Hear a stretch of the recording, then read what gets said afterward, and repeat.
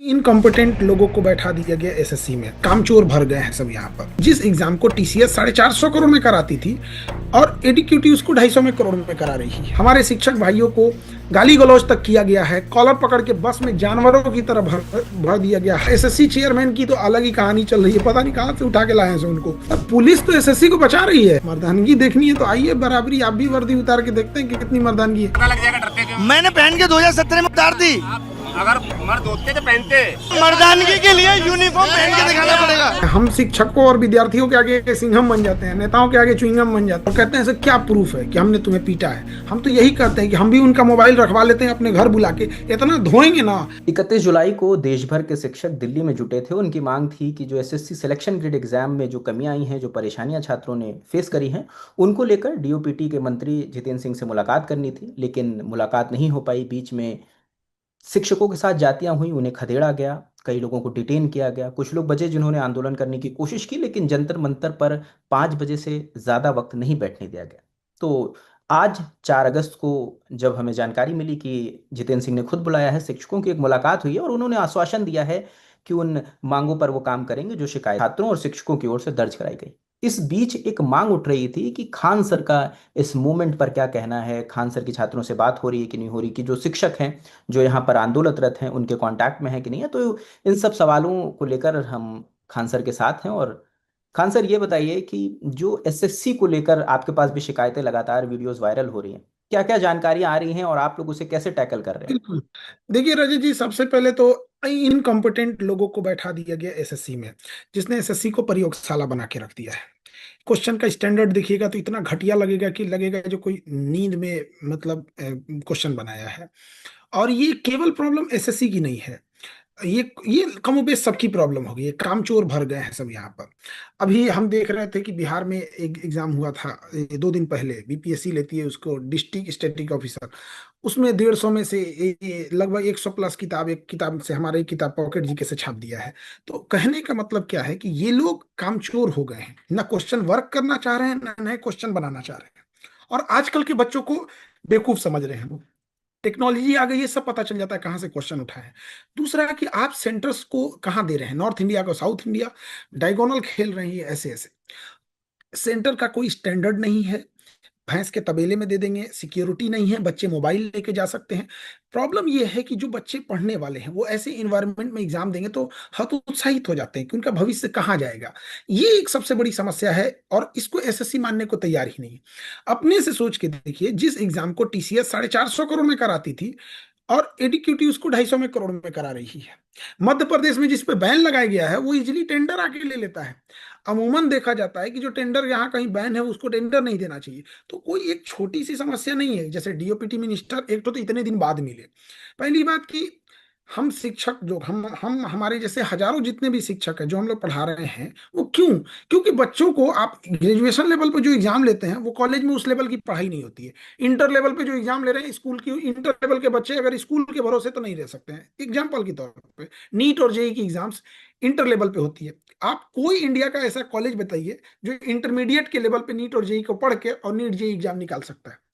तो हम लोग जब मिलने जा रहे हैं, हमारे शिक्षक, कई लेडीज टीचर्स को डिटेन करके रखा गया, वॉशरूम की व्यवस्था नहीं थी। हमारे शिक्षक भाइयों को गाली गलौज तक किया गया है। कॉलर पकड़ के बस में जानवरों की तरह भर दिया गया, हाथ तोड़ दिया गया है। यहाँ पे कैसे बर्दाश्त किया जाएगा? तो इतने लेट से मिलना ही अपने आप में ये दिखाता है कि हम लोग डेमोक्रेसी में रह रहे हैं तो इतना वेट क्यों कर रहे हैं। अगर कोई इनमेच्योर रहते, हम लोग बच्चों की भीड़ लेके चले जाते, लेकिन कोई टीचर भी बच्चों की भीड़ नहीं लेके गए, इसी वजह से कि डेकोरम मेंटेन रहे और लॉ एंड ऑर्डर ना बिगड़े। सेशन सत्र भी चल रहा है, आप आके 10 मिनट आधे घंटे मिल लेंगे तो कोई आपका बिगड़ नहीं जाएगा। लेकिन एक वो जिद होती है कि हम नहीं मिलेंगे। और एसएससी चेयरमैन की तो अलग ही कहानी चल रही है, पता नहीं कहाँ से उठा के लाए हैं उनको। एक से ऐसे ऐसे आदमी को चेयरमैन बना के रख देते हैं। तो वो बड़ा हास्यास्पद लगता है उन लोगों को। तो एक स्ट्रक्चरल बहुत ज्यादा गड़बड़ी है इसके अंदर। सबसे जरूरी चीज है कि योग्य व्यक्ति से ज्यादा जरूरी है संवेदनशील व्यक्ति बैठे जो बच्चों की तकलीफ को समझे। ऐसे बेकारे और नाकारे लोग बैठे हैं, एक हफ्ता पहले बोलते हैं मध्य प्रदेश के लड़के को कि तुम्हारा सेंटर चंडीगढ़ में है। अब आप बताइए, मध्य प्रदेश से चंडीगढ़ की कौन सी ट्रेन मिल जाएगी उसको एक हफ्ते पहले? वो फ्लाइट से तो जा नहीं सकता है। इस वजह से 30-40% एब्सेंट आते हैं। आप कहाँ सुधारेंगे, ये बहुत जवाबदेही नहीं है किसी की। और यकीन मानिए, अगर हम लोग ये सवाल नहीं उठाते, दिल्ली के टीचर्स का बहुत बहुत थैंक्स। वहां पे क्योंकि दिल्ली सेंट्रल गवर्नमेंट अगर कोई चीज गड़बड़ी करती है तो दिल्ली के और आसपास के टीचर लोग के लिए कनेक्टिविटी और चीजें आसान होती है।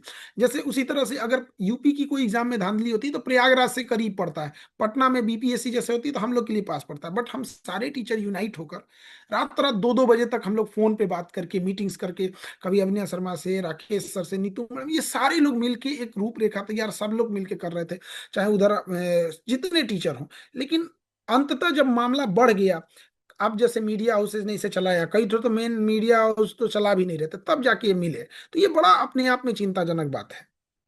तो अभी आपको कॉल आया, कुछ ब्रीफ किया कि क्या बात हुई है और आगे क्या स्टेप होने वाला है? क्योंकि अभी कुछ कागजों पे तो नहीं आया है, खाली बातें ही हुई हैं, अभी कुछ निर्देश तो नहीं आया, आदेश कोई नहीं आया।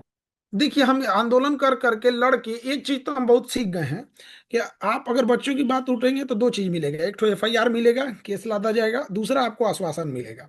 अब मिनिस्टर साहब क्या बोलेंगे, फिर सेशन में भूल जाएंगे, क्या होगा, कोई मतलब कोई वो नहीं है। तो जब तक इसका एक ऑर्डर ना आ जाए, इसका एक पैरामीटर ना बन जाए, आप बच्चों का तो टेस्ट ले लेते हैं, लेकिन जिसे टेंडर अलॉट कर रहे हैं वो ब्लैक लिस्टेड है, इसका टेस्ट कौन लेगा? दूसरा कि बच्चे ये नहीं कर रहे हैं कि हमसे क्वेश्चन आसान पूछिए, वो ये कह रहे हैं कि क्वेश्चन रेलेवेंट पूछिए, जो एग्जाम के हिसाब से पूछ रहा है। वो 4 साल पुराना करंट अफेयर पूछ देता है, किस फिल्म में किसने क्या रोल निभाया था, ये सब पूछ दे। किस दिन में पूछेगा जेठालाल की लंबाई कितनी थी? ये कोई मतलब बनता है क्वेश्चन पूछने का? अब ऐसे समझिए कि टीसीएस एक ऑर्गेनाइजेशन थी जो 450 करोड़ में उसके एग्जाम को करा रही थी, एडीक्यूटी 250 करोड़ में लगभग करा रही है। टीसीएस से हम लोग 80% सेटिस्फाई थे, 20% समस्या थी। हम लोग लड़ते थे कि इस 20% को सुधार दो। एडीक्यूटी को दिया गया, एडीक्यूटी ने इतना जड़ी बूटी और एड़ी चोटी कर दिया इसको बर्बाद करके कि अब हम लोग कहते हैं कि वो टीसीएस ही लौटा दो। नहीं चाहिए भैया तुम्हारा, हम उसी से खुश थे, हमको वही लौटा दो। आप सोचिए, तकलीफ सोचिए कि हम गए थे अपनी दवा मांगने, हमको तकलीफ है, और वो ऐसा बर्बाद किया कि हम लोग कहते हैं हम लोग उसी तकलीफ में खुश थे। नहीं चाहिए तुम्हारा ये नया सिस्टम। कहाँ से सिस्टम लाया? आप कल्पना कीजिए, जिस बच्चे का कंप्यूटर नहीं चलेगा, आज जो पेपर पूछा गया अगले दिन वही पूछ दिया गया, तो किस पे भरोसा करेंगे हम लोग? अभी अगला कदम क्या है आप लोगों का? कुछ कोऑर्डिनेशन चल रहा है, कुछ प्लान चल रहा है? अभी क्योंकि आज पूरा प्लानिंग होगी, क्योंकि आज ही मीटिंग हुई है।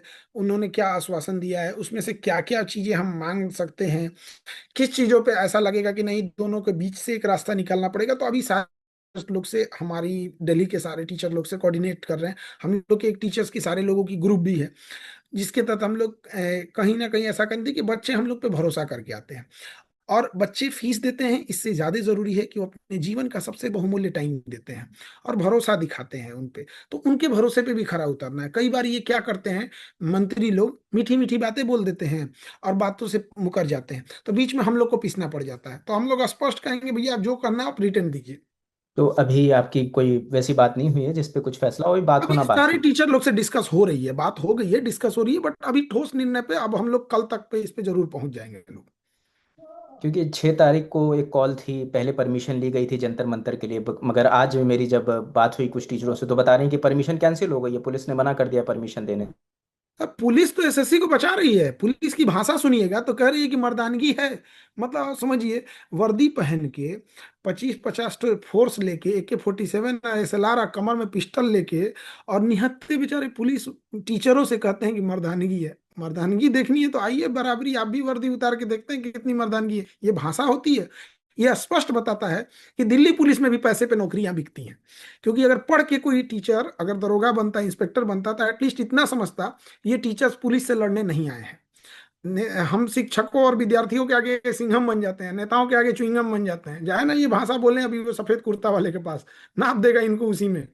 तो ये बड़ा अजीब सी लगती है, और इससे ही पुलिस की छवि खराब होती है। आप बीच में आए हैं लॉ एंड ऑर्डर मेंटेन करने के लिए, ये नसीहत देने नहीं आए हैं कि आप में मर्दानगी रहती नहीं रहती। यहाँ पे आप वर्दी पहन लिए, ऐसा लग रहा है कि नासा का स्पेस सूट पहन लिए हैं। वैसा हम लोग जितने शिक्षक वहाँ हैं ना, हजारों की संख्या में बच्चों को वर्दियां हम लोगों ने पहनाया है। और जब ऐसे जवाब आते हैं ना तो बड़ा अजीब सा लगता है। तो पता नहीं क्या तीर मार दिए हैं और दिल्ली को न्यूयॉर्क बना दिए हैं लोग, ये लोग उस तरह से घमंड वाली बात बोल रहे हैं। ऐसा नहीं बोलना चाहिए। उन पूरी पुलिस डिपार्टमेंट की इससे बदनामी होती है। एक इंसान करता है, भुगतना सबको पड़ता है। ये माथे पे चंदन लगाए, बड़ा कम देखा है आपको ऐसे। नहीं नहीं, एक्चुअली यार सावन का आखिरी सोमवार था, तो पूजा पाठ करने के बाद इस वजह से इसको लगाया गया। और आज सावन का अंतिम सोमवार था, तो हम लोग ने डायलिसिस मशीन वगैरह वो कर दिया यहाँ पे। जर्मनी से ऑर्डर किए थे लोग, और इत्तेफाक देखिए आज ही के दिन आ गया वो मशीन, डायलिसिस की मशीन। लगभग 200 की जरूरत लगेगी, हम लोग ने 10 अभी ले आ दिया डायलिसिस के लिए, तो जो जरूरतमंद होंगे उनको देने के लिए। और जापान वगैरह से हम लोग की ब्लड बैंक की मशीनें आ रही हैं, जिसको अभी 20-25 दिन लगेंगे। तो हम लोग उस नवरात्रि के पहले नवरात्रि को हम लोग ब्लड बैंक भी चालू कर देंगे, और हर एक डिस्ट्रिक्ट में चालू करेंगे, इससे एशिया लेवल पे ले जाएंगे। अच्छा, मतलब इससे लोगों को ब्लड आसानी से मिल सके उसको लेकर पहल है। आसानी से मिल सके। और निगेटिव ब्लड बहुत बार नहीं मिलता, हमारे सामने बहुत सारे लोगों ने दम तोड़ा है ब्लड की वजह से। खास करके अब डेंगू का टाइम आ गया है, प्लेटलेट बहुत डाउन हो जाते हैं। तो इसे किसी को दिक्कत ना हो, तो हमने, समाज ने हमें भी बहुत कुछ दिया है, तो अब समाज को भी लौटाना है। अब बच्चों के लिए बच्चों की लड़ाई, समाज ने जो दिया है उनके लिए, समाज समाज के लिए भी बात उठानी है। तो आखिरी स्टूडेंट्स को कोई मैसेज देना चाहें, क्योंकि 13 तारीख से सीजीएल है, कई लोग असमंजस में है कि सीजीएल होगा कि नहीं होगा, कि कैंसिल होगा, डेट आगे बढ़ेगी, क्योंकि अभी तो ऐसी कोई स्थिति नहीं दिख रही है, क्योंकि अधिकारियों का भी कहना है कि अब कैंसिल नहीं होगा, उसी दौरान एग्जाम होगा। देखिए, हम लोग को मेन लड़ाई है सुधार से। अगर आप उसको बेहतर ढंग से सुधार देते हैं, अच्छे एग्जाम सेंटर होते हैं, वो इन्वायरमेंट अच्छा होना चाहिए, सेफ्टी होनी चाहिए, बच्चों के साथ कोई मारपीट नहीं होना चाहिए। बाउंसर पकड़ पकड़ रखा है सब। एक बात बताइए, किसी को 400 किलोमीटर दूर बुला लीजिए और उसको मारिए, उसके बाद कहिए क्या प्रूफ है। बच्चों की मोबाइल रखवा लेते हैं सब, और कहते हैं सर क्या प्रूफ है कि हमने तुम्हें पीटा है। हम तो यही कहते हैं कि हम भी उनका मोबाइल रखवा लेते हैं अपने घर बुला के, इतना धोएंगे ना, और फिर कहेंगे कि बताओ क्या सबूत है। ये बदतमीजी होती है। तो ये सारी चीजें ना हो, फेयर एग्जाम हो, रेलेवेंट क्वेश्चन पूछे जाए, बस यही एक चीज है। और बाकी हम सारे टीचर और मिलके कोई ना कोई ठोस कदम हम लोग जरूर उठा रहे हैं, और बच्चों से कहेंगे कि आपकी लड़ाई हम लड़ रहे हैं, आप पैरेलल पढ़ाई भी जारी रखें। और डिजिटल में बच्चे भी सपोर्ट कर रहे हैं, और आप जैसे मीडिया ने भी बहुत सपोर्ट किया है। और बहुत उम्मीद है कि हम लोग कुछ ना कुछ ठोस कदम तक पहुंच जाएंगे, लेकिन नेताओं पे उतना भरोसा होता नहीं है। जो हम बी क्लियर पहले ही हम बता दे रहे हैं कि वो सामने से आके कहते हैं हम आपकी आश्वासन कर रहे हैं, बंद कमरे में चाय पिलाएगा सब हम लोग को, इसलिए इनका चाय भी नहीं पीना चाहते हैं हम लोग। ये कुछ ना कुछ बोल के इतनी जल्दी अपनी बातों से मुकरते हैं सर, हम लोग को बच्चों के आगे आके जवाब देना पड़ता है। इसलिए हम लोग की भी अभी स्थिति बहुत ज्यादा क्लियर नहीं कर सकते कि आगे क्या होगा। वो अपने बात से पलट के चले जाएंगे, बीच में हम लोग जाएंगे दोबारा पूछने, पुलिस 4-5 डंडा मार देगी बस में, भर भर के, एक टीचर को यहाँ फेंक देगी, दूसरे को वहां फेंक देगी। लेकिन हमेशा एक चीज याद रखते हैं कि बच्चों के लिए, आपकी लड़ाई के लिए सारे शिक्षक एकजुट हैं, और सारे शिक्षक का प्रयास है, सबका कलेक्टिव प्रयास है इसमें। बिल्कुल, बहुत शुक्रिया खान सर, इतना समय दिया हमें। और ये खान सर थे जिनका कहना है कि वो छात्रों के टच में हैं, स्टूडेंट्स के टच में हैं, और शिक्षकों से लगातार बात कर रहे हैं। और अब ये देखना होगा, क्योंकि आज ही दोपहर में मुलाकात हुई है मंत्री से, क्या फैसला लेते हैं, किस निष्कर्ष पे निकलते हैं ये लोग जो शिक्षक हैं। ये 1 हफ्ते का उन्होंने टाइम मांगा है, तब तक इंतजार होगा। और ये देखना होगा कि 13 तारीख को जो सीजीएल का एग्जाम होना है वो कैसे होता है, क्या व्यवस्थाएं बेहतर होती हैं, छात्र बेहतर एग्जाम दे पाते हैं। तो जो भी अपडेट होगा वो हम आपको बताते रहेंगे। इस खबर पर आप क्या सोचते हैं, हमें कमेंट सेक्शन में ज़रूर बताएं। देखते रहें द ललन टॉप। शुक्रिया।